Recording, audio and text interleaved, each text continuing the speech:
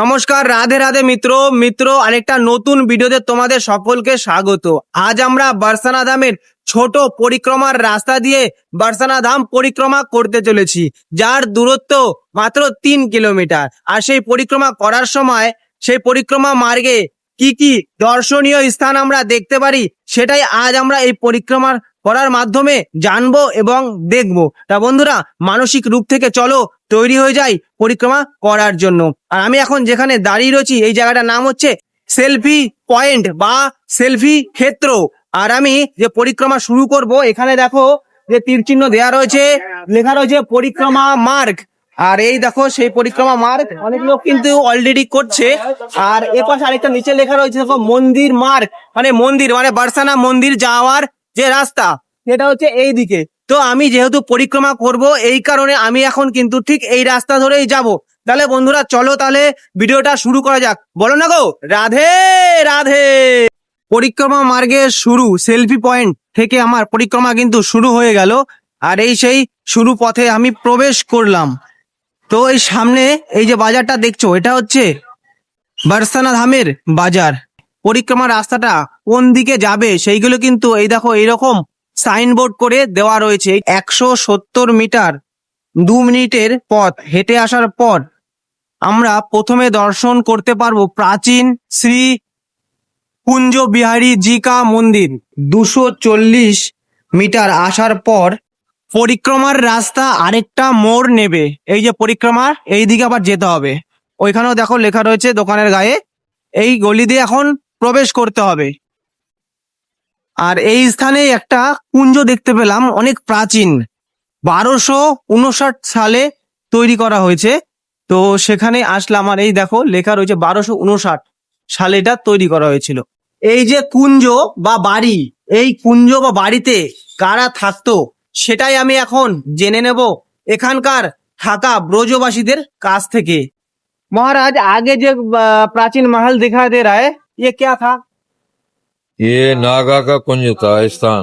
अच्छा, नागा साधु बाबा का नाभासन, हाँ साधु होते हैं नहीं, हाँ। नागा, उनका स्थान था ये। कुंज माने रहने का और जगह, रहने का जगह है ये कुंज, उसके नाम से।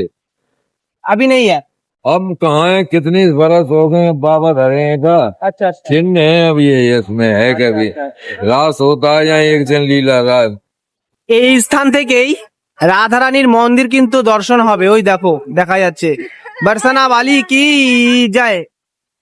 পরিক্রমার রাস্তায় চলতে চলতে 2 নম্বর ব্যাগ গলিতে আমি এখন প্রবেশ করলাম। আর এই দেখো 2 নম্বর ব্যাগ গলি এটা।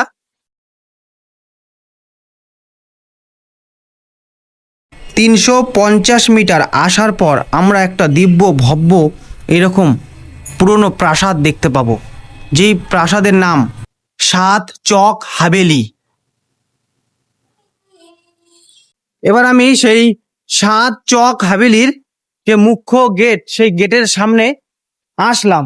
আর এই দেখো এটাই কিন্তু প্রবেশ করার গেট। এই দেখো, তো এখন পূরণ হয়ে গেছে, ধ্বংসস্তূপে পড়ে রয়েছে।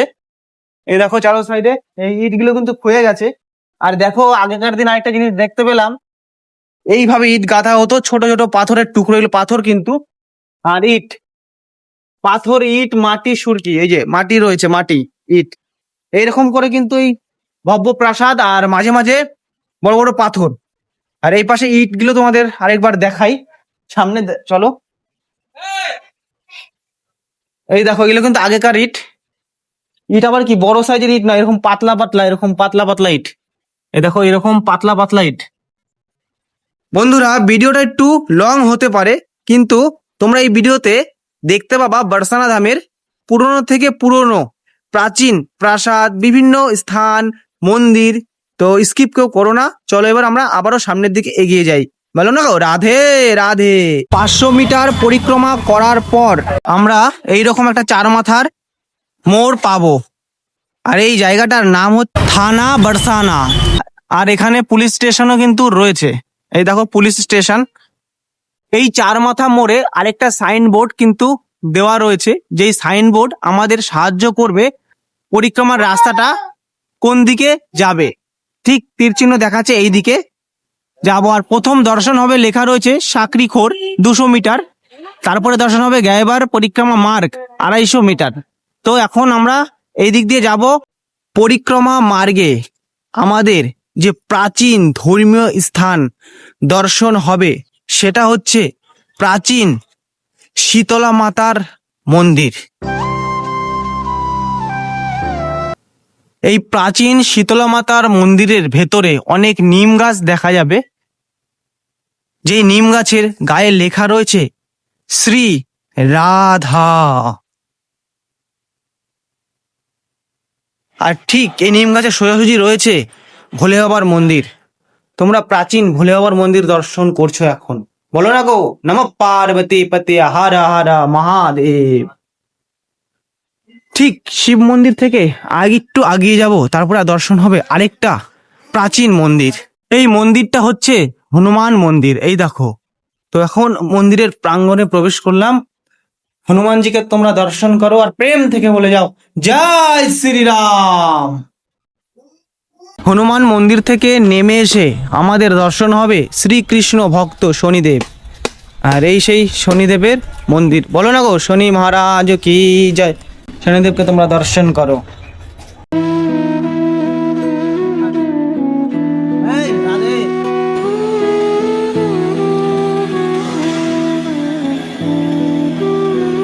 পরিক্রমার শুরু থেকে 950 মিটার আসার পর আমাদের প্রথম ভগবানের লীলা ক্ষেত্র দর্শন হবে। সেটা হচ্ছে এই দেখো সাকরি খোর, মানে সংকীর্ণ বা সরু রাস্তা। এই স্থানেই ভগবান শ্রীকৃষ্ণ এবং তার বন্ধু রাখাল বালকেরা মিলে যখন এখান দিয়ে গোপীরা হাঁড়ি করে দুধ, দই এবং ছাঁচ নিয়ে যেত, তখন সেই ছাঁচের মাটির কলসিগুলোকে কিন্তু গুলটি দিয়ে ফাটিয়ে দিত। সেই স্থান এখন আমরা দর্শন করতে চলেছি।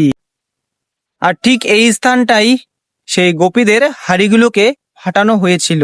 ঠিক এই স্থানে এখনো সেই দুধ, দই এবং মাখনের গন্ধ পাওয়া যায়। ওই দেখো কত লোক যাচ্ছে, এটাই কিন্তু সাকরি খোর, মানে সরু রাস্তা। ঠিক এই রাস্তা দিয়েই একসময় গোপীরা দই, দুধ এবং মাখনের হাঁড়ি নিয়ে যেত। আর ওই পাশটা দেখছো যে ঘর, ওটা হচ্ছে রাধারানী বসার জায়গা ছিল।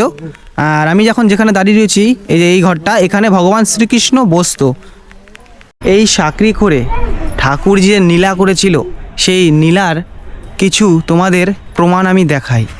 সেটা হচ্ছে এই দেখো, এই যে পাথর, এই পাথরের গায়ে ঠাকুরজির হাতের ছাপ। এই দেখো ঠাকুরজির হাতের ছাপ। আর এই পাশে রয়েছে মুষ্টির ছাপ। এই যে এটা আছে না, এই দেখো এটা হচ্ছে মুষ্টির ছাপ। এটা হয়েছিল ঠাকুরজি ঠিক ওইখানে বসতো। গোপীদের বারবার হাঁড়িগুলো ভেঙে দেওয়ার কারণে একদিন গোপীরা সকলে মিলে রেগে গিয়ে ঠাকুরজিকে ধরার চেষ্টা করছিল। আর ঠিক তখন ঠাকুরজি ওখান থেকে লাফ দিয়ে এখানে পড়েছিল, তখনই ঠাকুরজির হাতের ছাপ এবং মুষ্টির ছাপ এখানে বসে গেছে। সেই পবিত্র স্থান আমি এখন দর্শন করছি, তোমরা আমার ভিডিওর মাধ্যমে দর্শন করছো। তা বন্ধুরা আজ প্রেম থেকে লিখে যাও হরে কৃষ্ণা। সাকরি খোর দর্শন করার পর 50 মিটার আসার পর আমাদের দর্শন হবে গায়েবার বন। এই দেখো গায়েবার বন। আর গায়েবার বনে যাওয়ার রাস্তা ঠিক এটা। এখন আমরা গায়েবার বন দেখবো, চলো। এটা হচ্ছে গায়েবার বনের পরিক্রমা করার রাস্তা।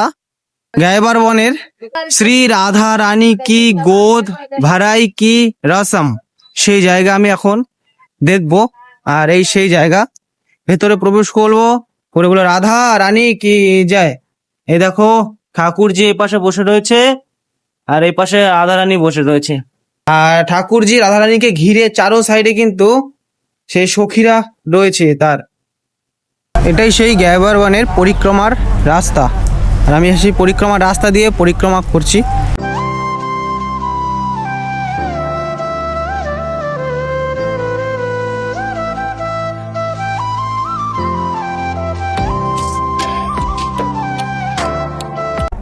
বলো রাধা রানী কি জয়।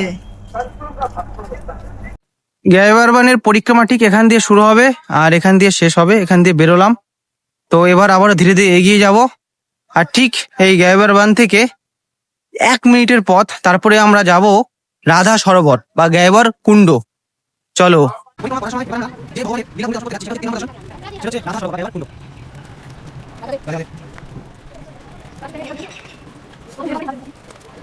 আর এই সেই পবিত্র গায়েবার কুণ্ড বা রাধা সরোবর। রাধা সরোবর হওয়ার কারণটা হচ্ছে রাধারানী যখন এখানে পিপাসা পেয়েছিল তখন ভগবান শ্রীকৃষ্ণ তার বাঁশির দ্বারা এই সরোবরকে প্রকট করেছিল।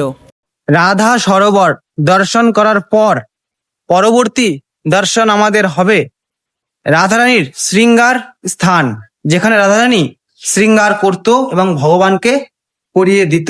সেই স্থানে এখন আমি যাচ্ছি। এই সেই রাধারানীর শৃঙ্গার ঘর। রাধারানীর শৃঙ্গার ঘরটা এখনও কিন্তু গোবর দিয়ে লেপন করা রয়েছে, কোনো মার্বেল বা পাকার কোনো ব্যবস্থা করা হয়নি। রাধারানীর শৃঙ্গার ভবন দর্শন করার পর এবার আমরা এই গায়েবার বনের ভেতর দিয়ে আমাদের পরিক্রমা এগিয়ে চলেছে। আর ঠিক এই পরিক্রমা রাস্তায় কিন্তু আমরা দেখতে পারবো সেই মান মন্দির, যেখানে রাধারানী মান করে চলে গেছিল।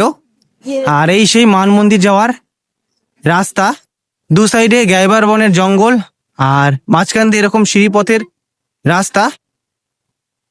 তো বন্ধুরা, এই সিঁড়িপথের রাস্তা নিয়ে আমি আগে একটা ভিডিও করেছি মান মন্দিরের, তোমরা এখনো যারা দেখোনি দেখে আসতে পারো। তো এখান থেকে আমি আবার সামনের দিকে এগোবো এবং আমার পরিক্রমা সামনের দিকে এগিয়ে নিয়ে যাব। তো পরিক্রমার জন্য এখানে দুটো রাস্তা রয়েছে, ওপর দিয়েও যাওয়া যাবে আর নিচ দিয়েও যাওয়া যাবে।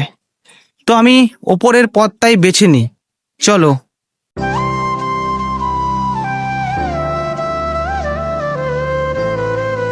এই দেখো, নিচ দিয়ে আসলেও এই জায়গাটা এসে মিলবে, ওপর দিয়ে আসলেও এখানেই মিলবে। দুটো রাস্তাই কিন্তু একই। চলো সামনের দিকে।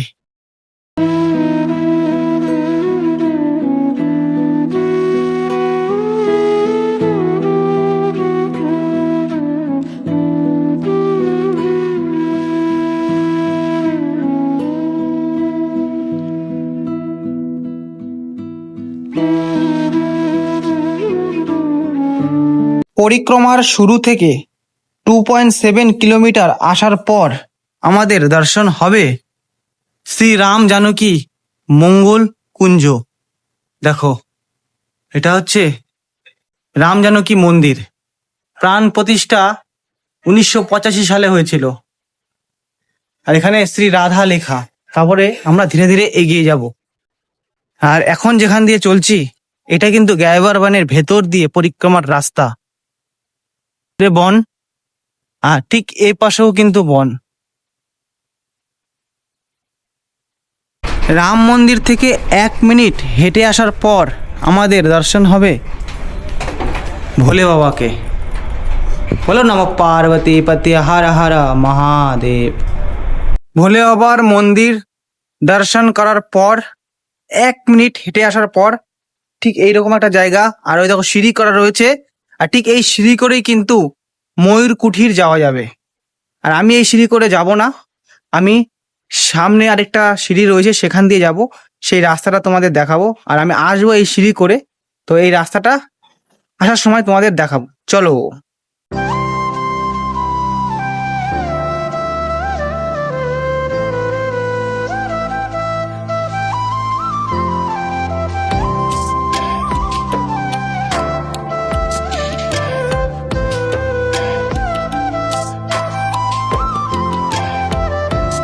এরপর আমাদের দর্শন হবে দানগড় শ্রী রাধা দান বিহারী মন্দির। চলো মন্দিরের ভেতরে প্রবেশ করি এবং রাধা রানীকে দর্শন করি।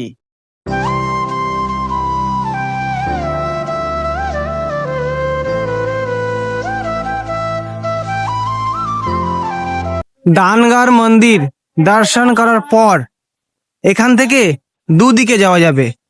এই দিকে দেখো পরিক্রমা মার্গ, এটা হচ্ছে কুশল বিহারী মন্দির। আর ঠিক এই দিকে গেলে আমরা যাব ময়ূর কুঠির। তা প্রথমে আমরা ময়ূর কুঠিরের দিকে যাব। চলো ময়ূর কুঠির দর্শন করে আসি, তারপরে আমরা কুশল বিহারী মন্দির দর্শন করব। তো কুশল বিহারী মন্দির পরিক্রমা মার্গের মধ্যে পড়বে। তো এর আগে তোমাদের কুশল বিহারী মন্দিরের সম্পূর্ণ ডিটেলস ভিডিও দেখিয়েছি, তোমরা এখনো যারা দেখোনি আমার ইউটিউব চ্যানেলে রয়েছে, তোমরা দেখে আসতে পারো। গায়েবার বনের ভেতর দিয়ে এখন আমি ময়ূর কুঠিরের দিকে এগিয়ে চলেছি।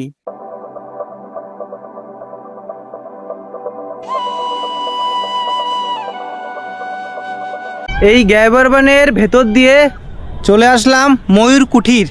আর এই দেখো লেখা রয়েছে মোর কুঠির। এখন আমি এই যে মোর কুঠির যাওয়ার রাস্তা, এখান দিয়ে যাব, চলো। এখন আমি গেট দিয়ে ময়ূর কুঠিরের প্রাঙ্গণে প্রবেশ করেছি। আর সেই রাস্তাটা দেখো, আর এই পাশে একটা বাড়ি রয়েছে, আর সামনে দরজা দেখা যাচ্ছে, হলুদ দরজা। আর এই সেই ময়ূর কুঠির যেখানে ঠাকুরজি ময়ূর রূপ নিয়ে নৃত্য করেছিলেন।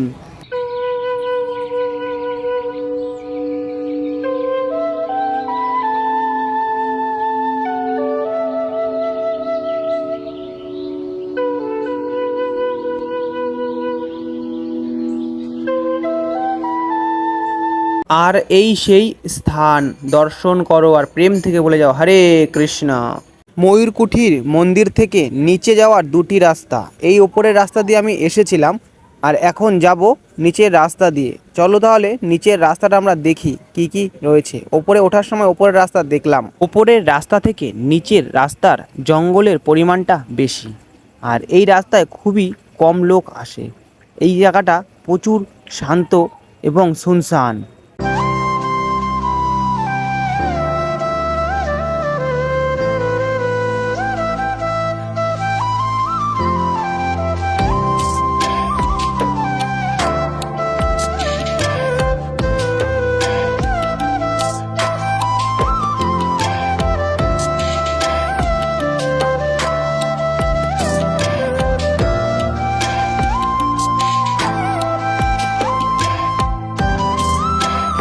এখন আমি কুশল বিহারী মন্দিরের সামনে রয়েছি, আর এই সেই কুশল বিহারী মন্দির। আর এখান দিয়ে কিন্তু পরিক্রমা, তো এখান দিয়ে গিয়ে সামনে গেট রয়েছে, গেট দিয়ে বেরিয়ে যেতে হবে। তারপরে আমরা দর্শন করতে পারবো রাধারানীর মন্দির। কুশল বিহারী মন্দিরের প্রাঙ্গণ থেকে গেট দিয়ে বেরোনোর পরই দেখতে পাবো টিনের সেট করা, এখান দিয়ে হেঁটে যাব। তারপরে আমাদের দর্শন হবে রাধারানীর প্রকট স্থল, শ্রী নারায়ণ দাস মহারাজের তপস্থলী। রাধারানীর প্রকট স্থল থেকে 2 মিনিট হেঁটে আসার পর এখানে আমরা ফ্রি প্রসাদ কক্ষ দেখতে পাবো। আর ফ্রি প্রসাদ কক্ষের থালা এইভাবে সাজিয়ে রাখা হয়েছে, আর প্রসাদটা এখান থেকে থালাটা নিয়ে আমাদের প্রসাদ এখানে নিতে হবে। আর এই প্রসাদ দেওয়ার টাইম হচ্ছে সকাল 8টা থেকে দুপুর 2টো পর্যন্ত, আবার বিকেল 4টে থেকে রাত 8টা পর্যন্ত।